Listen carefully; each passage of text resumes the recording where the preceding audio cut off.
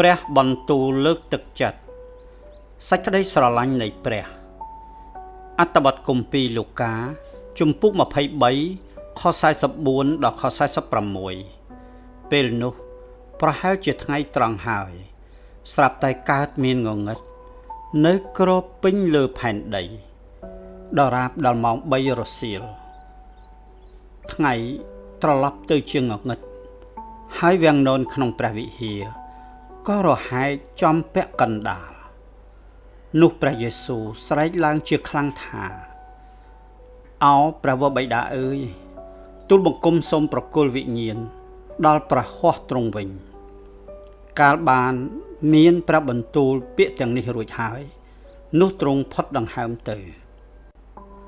ថ្ងៃសុក្រដ៏ល្អប្រាប់យើងពីរឿងការសុគតរបស់ព្រះជាម្ចាស់ព្រះជាម្ចាស់បានបង្កើតរបស់សព្វសារពើហើយមិនចេះសុគតឡើយប៉ុន្តែព្រះអង្គបានជ្រើសរើសយកកំណើតជាមនុស្សដើម្បីឲ្យបានសុគតទ្រង់បានធ្វើដូច្នេះដោយមានគោលបំណងព្រះអង្គបានអនុញ្ញាតអង្គទ្រង់ផ្ទាល់ឲ្យរងការឈឺចាប់និងសុគតនៅលើឈើឆ្កាងព្រះអង្គបានធ្វើដូច្នេះ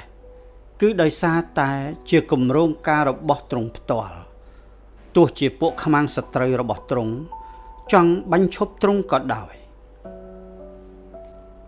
តើអ្នកណាជាខ្មាំងសត្រូវរបស់ព្រះអង្គគឺយើងទាំងអស់គ្នាព្រោះមនុស្សបានជ្រើសរើសយកការបែកចេញពីព្រះជាម្ចាស់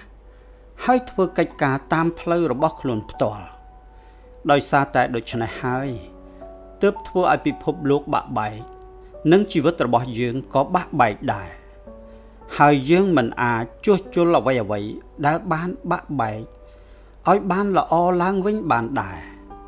ប៉ុន្តែព្រះជាម្ចាស់អាចធ្វើបានហើយទ្រង់ក៏បានធ្វើមែនដោយសារទ្រង់ស្រឡាញ់យើងដោយសារទ្រង់សង្គ្រោះយើងនិងបង្កើតយើងជាថ្មីឡើងវិញដោយនាំយើងត្រឡប់ទៅផ្ទះនៃនគរឋានសួគ៌ដើម្បីក្លាយជាផ្នែកនៃគ្រួសារទ្រង់គឺជាកូនប្រុសកូនស្រីដ៏ជាទីស្រឡាញ់របស់ទ្រង់មានជីវិតរស់នៅនិងរីករាយជាមួយទ្រង់ជារៀងរហូត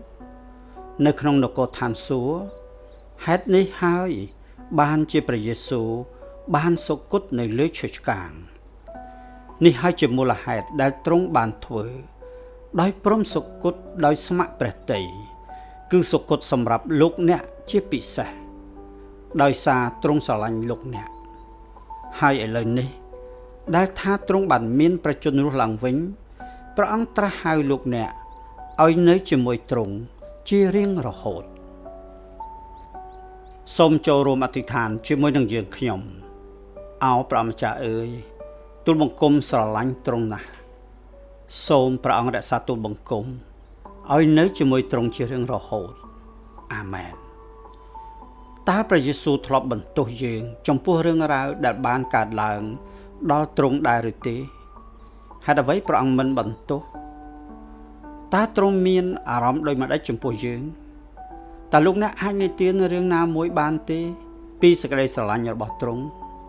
សូមអរគុណសូមព្រះប្រទានពរ